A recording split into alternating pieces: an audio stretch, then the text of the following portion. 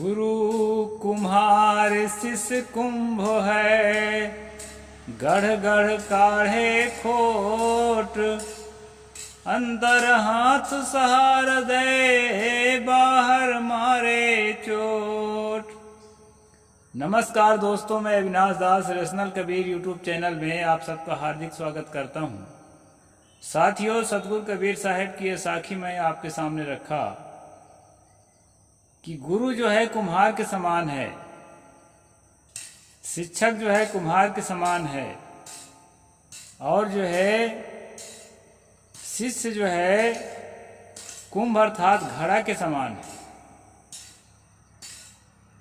आपने देखा होगा घड़ा बनाते समय कुम्हार एक हाथ अंदर रखता है और एक हाथ से बाहर से धीरे धीरे ठोकता है और उसको गढ़ता संवारता है, जैसा बनाना चाहिए वैसा बनाता है। तो इसी प्रकार गुरु जो है शिष्य को ऊपर से थोड़ा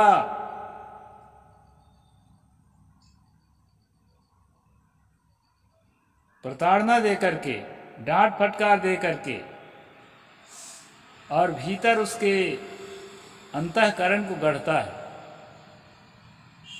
अपनी विचारधारा को उसके अंदर प्रवेश करता है, अपने आदर्शों को उसके अंदर प्रवेश करता है, और एक मनुष्य को जैसा होना चाहिए वैसा उसको बनाता है, या अपने पंथ परंपरा में जो बातें हैं उन बातों में उसको ढालता है। साथियों, मैं जो बात कहने जा रहा हूँ वो बात यह है कि दुनिया में यह बताया गया है कि संत कबीर स्वामी रामानंद के शिष्य थे। तो क्या हम इस बात को कभी विचार करके देखें कि कुम्हार के समान रामानंद ने घड़े के समान कबीर को गढ़ा, संवारा और अपनी विचारधारा में ढाला, क्योंकि गुरु शिष्य ऐसे ही होते हैं। तो ऐसा करते हुए क्या कहीं हमें दिखाई पड़ता है? कई कहानियों में, किंवदंतियों में तो यह दिखाया गया है कि अपने गुरु रामानंद को शिष्य कबीर ने आईना दिखाने का काम किया है।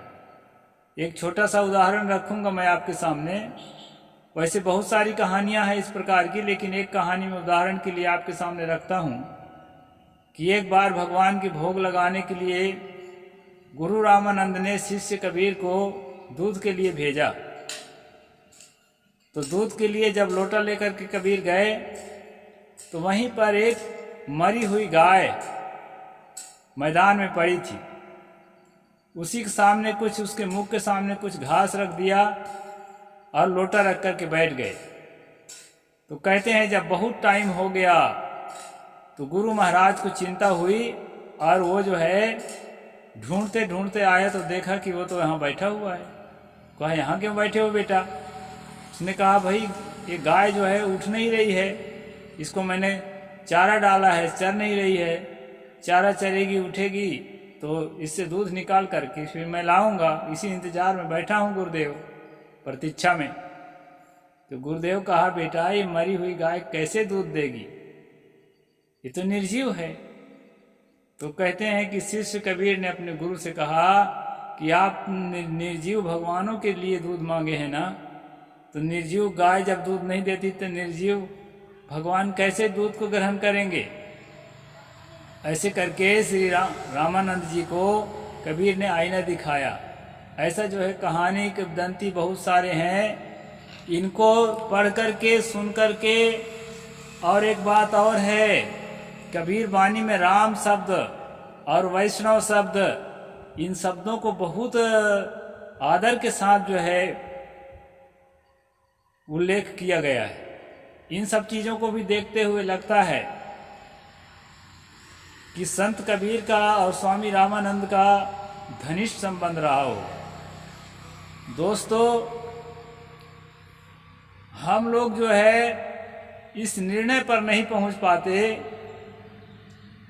तथ्य पर नहीं पहुंच पाते कि यह सब बातें आई कहाँ से हैं और कब से आई हैं। ये सारी कहानियां हैं, किंवदंतियां हैं, इनकी अवधारणा कब से है?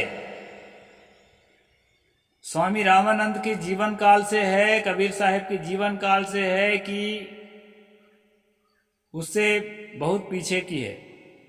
इन सब बातों को समझने के लिए दोस्तों मैंने एक काम शुरू करने का निश्चय किया है।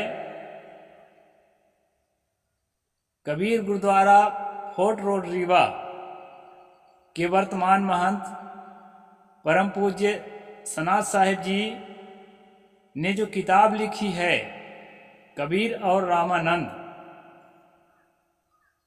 उस किताब के आधार पर यह समझने का हम प्रयास करेंगे कि सतगुरु कबीर साहब का स्वामी रामानंद जी से क्या संबंध था कि नहीं संबंध था, वैचारिक संबंध था कि औपचारिक संबंध था कि किसी प्रकार संबंध नहीं था। इन सब बातों को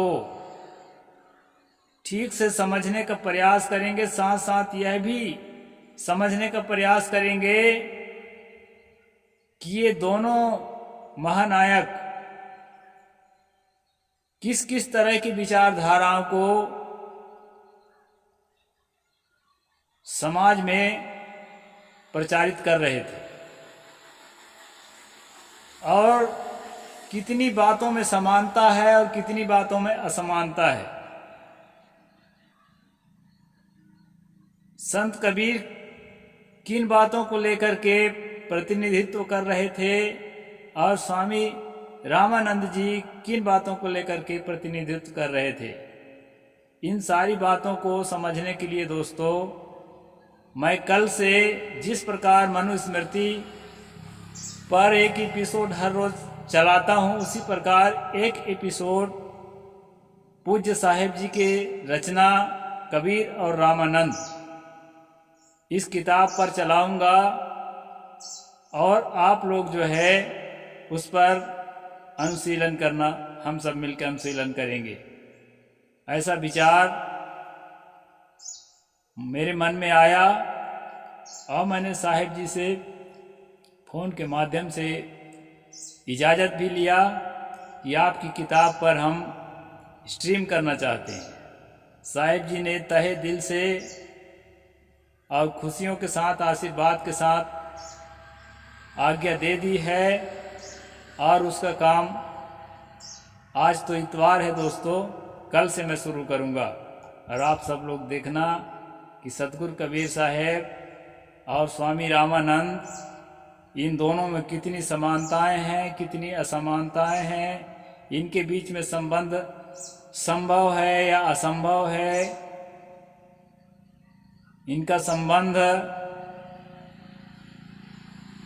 सकारात्मक था कि नकारात्मक था, इनका कार्यकाल में कितना अंतर है, मिलना संभव था कि नहीं था, ये बहुत सारी बातों पर विचार किया जाएगा। तो भूमिका के रूप में मैं कुछ शब्द आप लोगों के सामने रखा हूं दोस्तों। कल से विधिवत जो है इस विषय पर चर्चा होगी। साहिब बंदगी, जय जोहार।